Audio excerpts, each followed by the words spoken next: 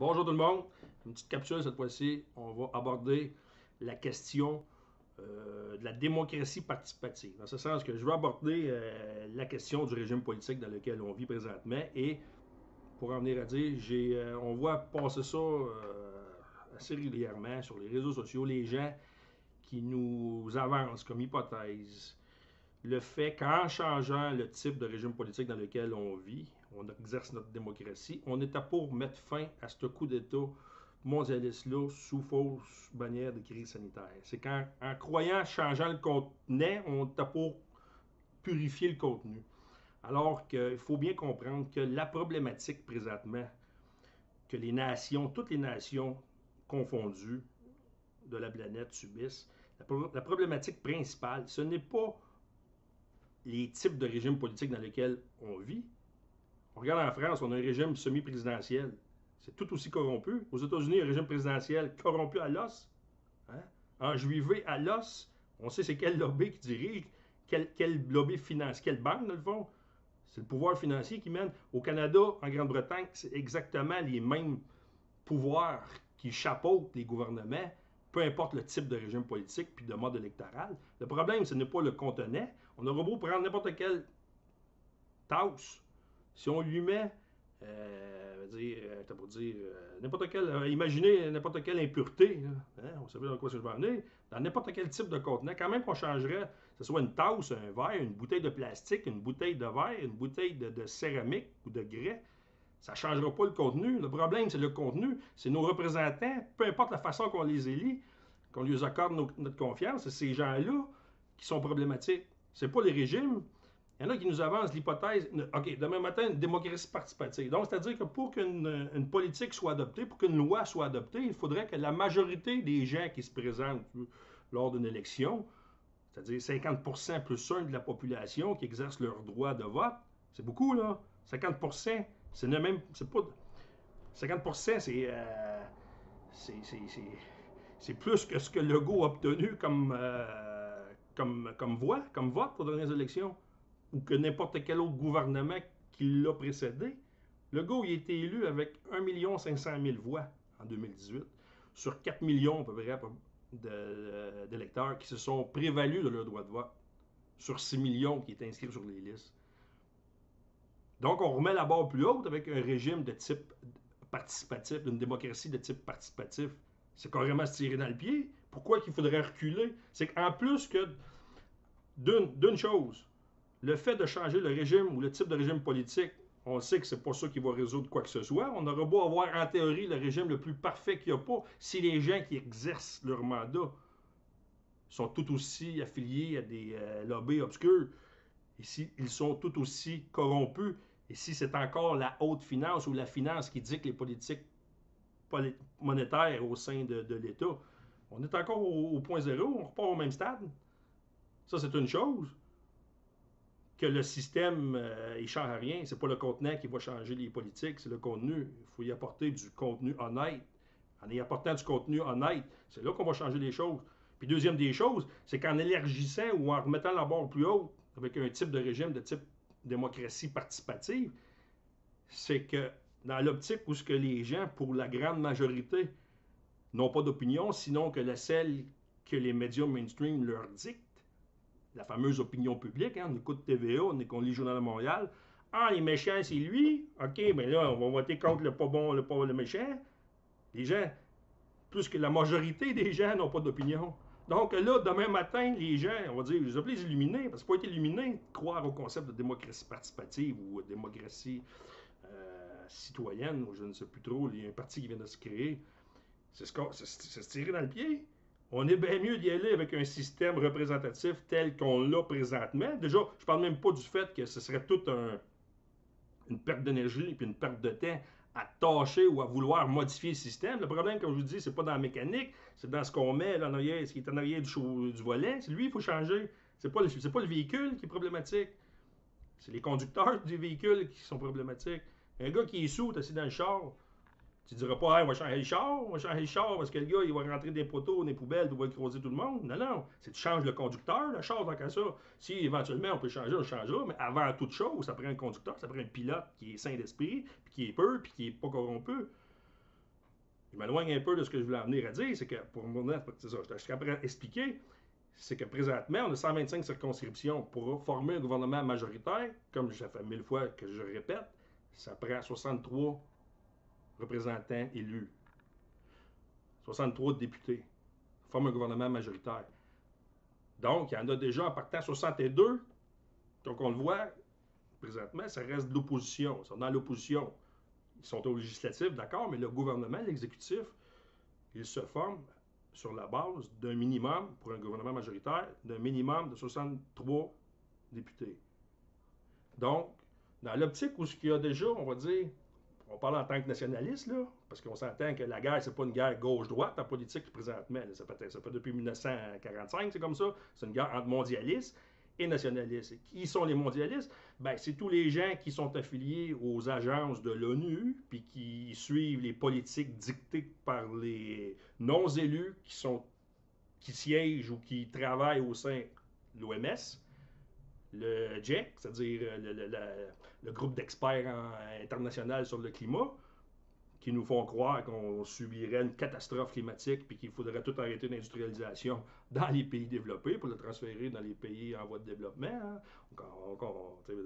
C'est une autre affaire. C'est comme l'escroquerie de la pandémie. Là. Pas besoin d'avoir une mathématique forte pour comprendre qu'on se fait encore avoir à ce niveau-là. C'est une escroquerie intellectuelle, c'est rien de scientifique.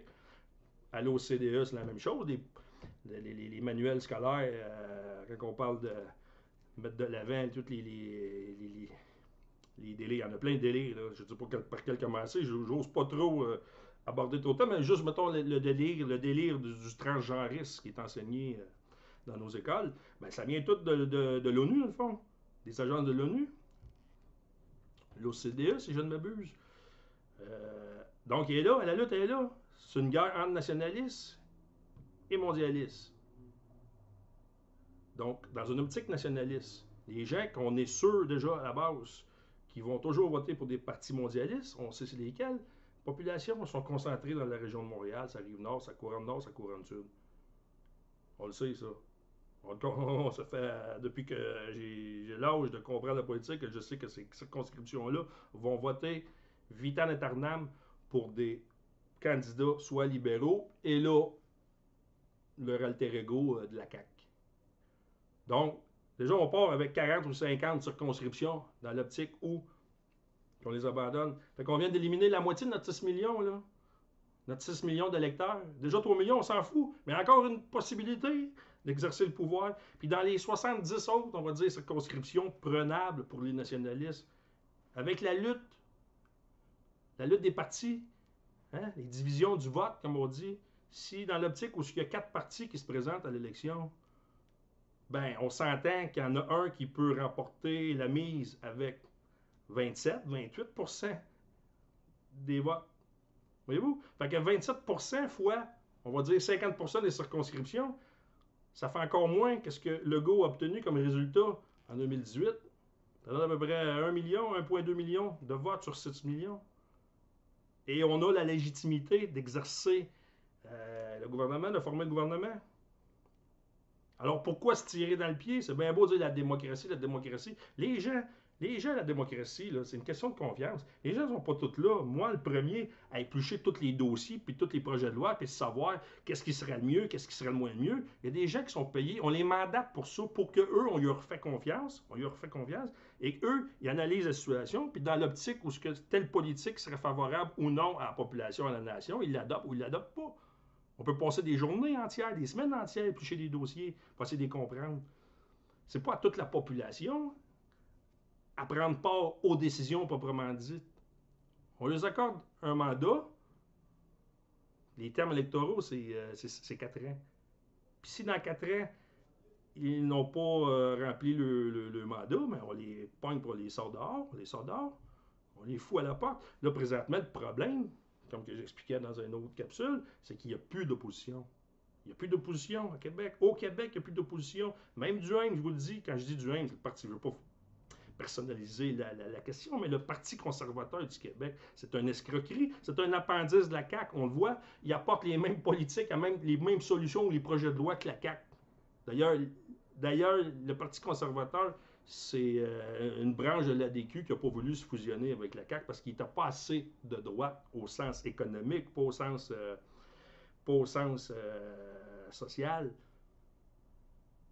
Parce qu'à ce niveau-là, on les voit, ils sont tous alignés sur les politiques monétaires du Canada. Ils ne remettent pas en question la légitimité de notre système monétaire, de notre système financier. Et du mondialisme qui s'installe. Hein, je vous l'ai dit l'autre fois, le Parti conservateur n'a jamais remis en question l'escroquerie, n'a jamais soulevé le fait qu'il n'avait jamais eu de pandémie. Ce que Duhaime fait et ses collaborateurs, c'est qu'ils remettent en question les politiques, hein, la gestion de la crise, comme si elle existerait. Non, elle a été stagée, excusez l'anglicisme, mais la crise, elle a été stagée du départ. On instrumentalise la grippe pour en faire une façon ou un outil pour être capable d'arriver aux fins des objectifs du fameux Great Reset. Hein, on le voit avec l'inflation qui s'emballe, avec le juxtaposé à d'autres escroqueries, dont celle du climat, qui justifie l'invasion semi-légale, l'invasion du territoire, avec l'ouverture des frontières et des soi-disant clandestins, ou non, il ne faut plus dire un clandestin, c'est des immigrants irréguliers. Là, notre fameux Parti conservateur va dire qu'il devrait passer par la grande porte pour être légal. Mais ils ne remettent pas encore en question le 100 000 ou de 120 000 immigrants qu'on va accueillir cette année, qui va encore faire une poussée sur l'inflation, sur l'immobilier, sur les services que le Québec, que l'État devra offrir à sa population, qui vient greffer, si on peut dire, les services que les, entre guillemets, de souche ou la population nationale a à juste titre ou à juste droit, justement, droit. Donc, pour faire un petit recap, comme on dit, de cette capsule-là, c'est que la problématique, c'est pas une problématique de fonctionnement ou de structure. C'est une problématique de contenu. C'est une problématique de politique, justement. Ça nous prend des politiques nationalistes, ça prend des politiques qui, savent être en mesure de nommer l'ennemi, de nommer l'adversaire, celui qui nous pousse dans le mur, qui nous pousse vers le fameux gouvernement avec un siège social à Jérusalem. Il faut être capable de le dire et de le comprendre surtout. Si on ne comprend pas ça, le reste, on ne comprend pas ce qui se passe, c'est une question en liberté, on a mis nos masques. Non. Dans l'optique, comme je l'ai expliqué dans une autre capsule, si demain matin, on me fait la démonstration qu'il y a réellement un danger pour la santé publique, ben tabarouette, je vais me mettre mon scaphandre s'il faut. OK? Moi, ça va être faire chaud là-dedans, on sue, on respire mal. M'en fous, c'est pour la santé publique. Le problème, c'est pas une question de liberticide, de savoir. C'est pas une question de libre choix comme au Parti conservateur. Fais-toi piquer si t'as pas peur, fais-toi pas piquer si t'as peur. Tu sais, ou t'es côté. C'est pas ça pantoute. C'est que, gars, c'est une escroquerie de A à Z. Les injections cachères au vidange. Les contrats, on les déchire. Puis les compagnies pharmaceutiques, on les poursuit, puis on les saisit. Puis si ils fabriquent des bons médicaments, on les conserve, puis de la chiasse, on ferme les lignes, on arrête tout de suite. Ça, c'est une approche nationaliste pour le bien commun, pour la santé et la sécurité des gens. Fait que j'ai fait le tour de la question, j'approche encore de 15 minutes. Le problème, c'est pas de réformer ou de reconstruire le système politique. C'est une perte de temps, c'est une perte d'énergie. Hein? La solution, c'est de s'organiser sérieusement, puis de se présenter devant l'électorat, puis trouver des façons de percer l'écran. C'est-à-dire que là, il faut que le message se diffuse, il faut que la masse, la population soit au courant de nos idées.